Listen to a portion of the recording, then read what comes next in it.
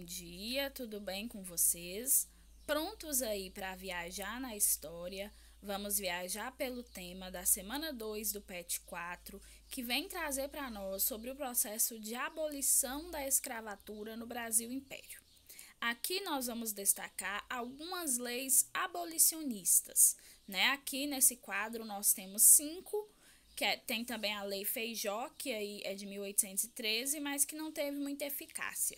Nós vamos então falar das 4 últimas leis, né, que vão iniciar e fechar o processo abolicionista no Brasil. Lembrando que esse processo abolicionista no Brasil ele foi retardado o máximo que se podia, porque o tráfico negreiro ele era bastante lucrativo para a elite brasileira e para os produtores de café.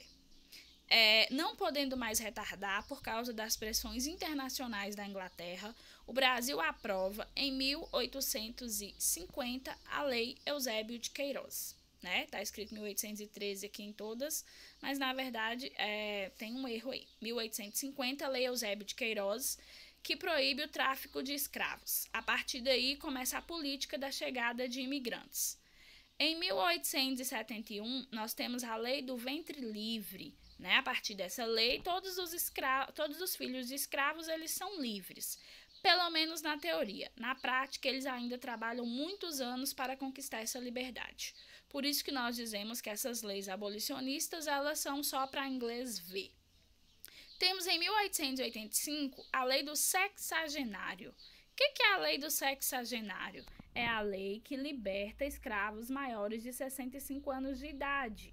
É outra lei para inglês ver, porque a maior parte dos escravos tinha expectativa de vida de 42 anos, então praticamente não existia escravo com essa faixa etária. E por último, um tiro no pé da monarquia, 1888, Princesa Isabel assina a Lei Áurea. Durante muitos anos, a Princesa Isabel foi vista como heroína, porém nós sabemos que essa campanha abolicionista, ela existe no Brasil desde a sua independência. Ela ganhou força com a Guerra do Paraguai, quando passou a ser apoiada pelo Exército Brasileiro. E lembrando que a Lei Áurea, ela não vai inserir o negro na sociedade brasileira. A discriminação, o racismo, o preconceito continuam existindo. Inclusive, infelizmente, até aos dias de hoje. Vamos às atividades? Número 1. Quais as leis abolicionistas promulgadas entre 1850 e 1888 no Brasil? Lei Eusébio de Queiroz, que proibiu o tráfico de escravos. Lei do Ventre Livre, que libertava os escravos nascidos a partir de 1871. Lei do Sexagenário, que determinava a liberdade aos escravos maiores de 65 anos. E, por último, a Lei Áurea, que aboliu a escravidão do Brasil. Questão 2.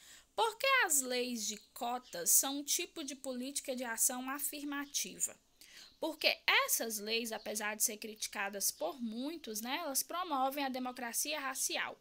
E, de forma prática, elas tentam reduzir a exclusão e a desigualdade em relação aos negros no Brasil, aumentando-lhes as oportunidades de estudar e, no caso, construir um futuro diferente.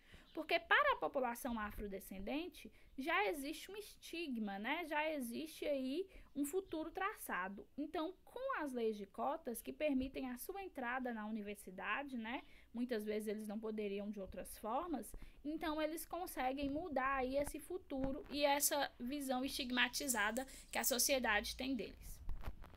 Questão 3. O que foi o indianismo? Foi uma romantização da figura do índio, através da literatura. O índio passou a ser símbolo do nacionalismo e do patriotismo, como nós vemos aí nas obras de José de Alencar, como Iracema e várias outras aí. Questão 4. Do Enem de 2015, nós temos 2 textos. Em todo o país, a Lei de 13 de maio de 1888 libertou poucos negros em relação à população de cor. A maioria já havia conquistado a alforria antes de 1888 por meio de estratégias possíveis. No entanto, a importância histórica da Lei de 1888 não pode ser mensurada apenas em termos numéricos. O impacto que a extinção da escravidão causou numa sociedade constituída a partir da legitimidade da propriedade sobre a pessoa não cabe em cifras. Aí temos o texto 2. Nos anos imediatamente anteriores à abolição, a população livre do Rio de Janeiro tornou-se mais numerosa e diversificada. Os escravos, bem menos numerosos que antes, e com os africanos mais aculturados, certamente não se distinguiam muito facilmente dos libertos e dos pretos e pardos livres habitantes da cidade.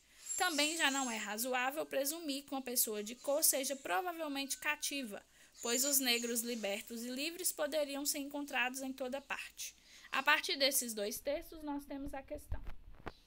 Sobre o fim da escravidão no Brasil, o elemento destacado no texto 1, que complementa os argumentos apresentados no texto 2, é o letra A. Variedade das estratégias de resistência dos cativos. B. Controle jurídico exercido pelos proprietários. C. Inovação social representada pela lei. D. Ineficácia prática da libertação. Ou E. Significado político da abolição.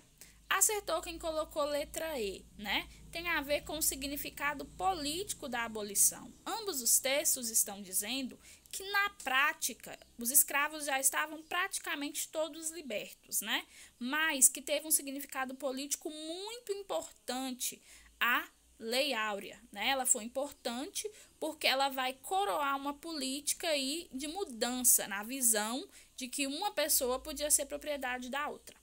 Então, galerinha, fechamos a nossa correção. Obrigada por participar de mais uma viagem na história. Assistam, corrijam e enviem as fotos. Um abraço e até a próxima.